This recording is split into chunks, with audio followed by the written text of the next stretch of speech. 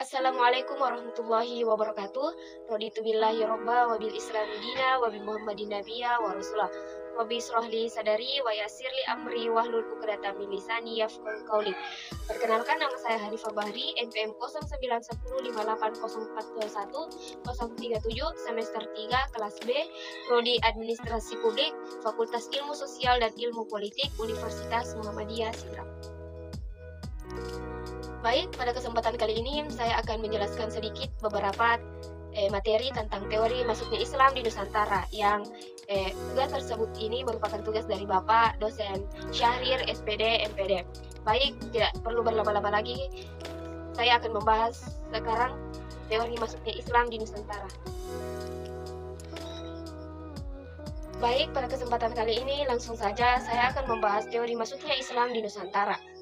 Islam datang ke Nusantara diyakini oleh para ahli berdasarkan dari bukti sejarah berupa naskah dari artefak berasal dari 4 tempat, yaitu India atau Gujarat, Arab atau Mekah, Persia atau Iran, dan Cina. Keempat tempat ini melalui orang-orang yang datang sebagai pedagang adalah etnis yang dominan di pelabuhan-pelabuhan perdagangan di Nusantara. Wajar jika kemudian terjadi beberapa pendapat tentang teori kedatangan tersebut.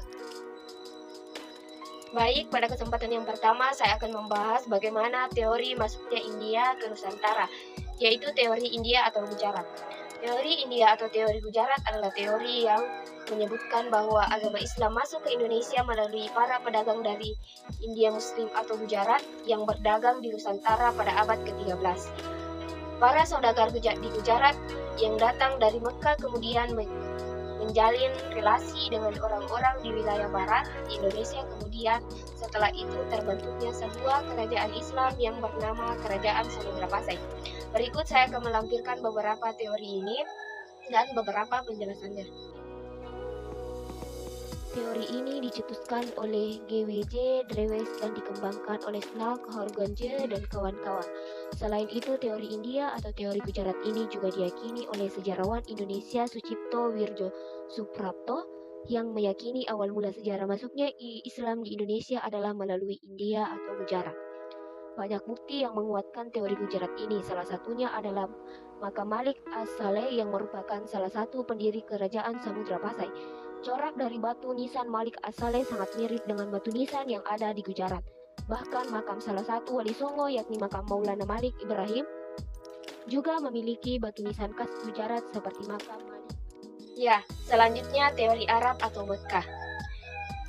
Kemudian selanjutnya ada teori Arab atau Mekah yang merupakan teori Islam yang menyebutkan bahwa Islam masuk ke Indonesia langsung dari Arab atau Mekah pada masa kekhalifahan. Teori ini didukung oleh J.C. Verloor hingga Buya Hamka atau Abdul Malik Karim Amrullah.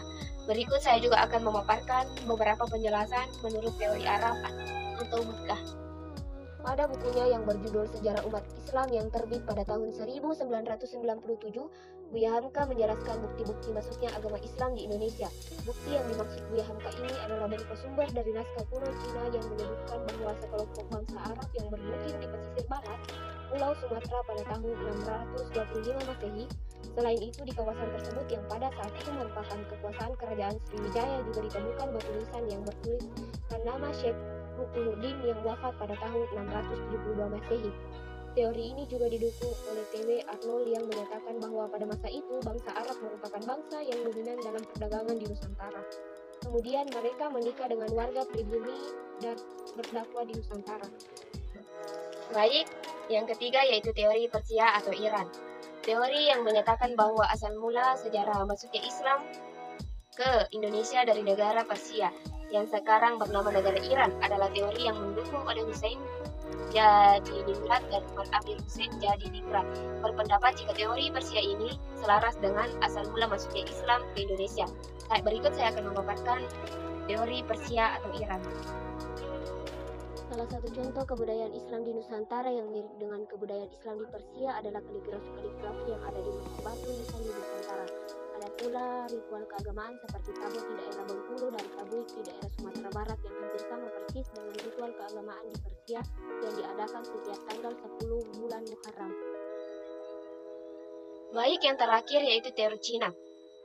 Teori Cina merupakan teori yang menyebutkan bahwa asal mula sejarah masuknya agama Islam ke Indonesia berasal dari Cina.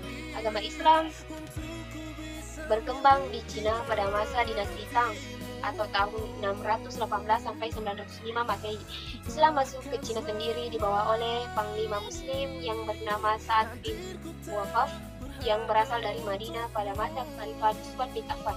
Bahkan salah satu di kota Cina pada masa itu yaitu kota Kanton pernah menjadi pusat dakwah muslim di Cina. Baik, itulah tadi presentasi dari saya. Kurang dan lebihnya mohon dimaafkan. Billahi taufiq billahi fi sabilillah wastabiqul khairat. Wassalamualaikum warahmatullahi wabarakatuh.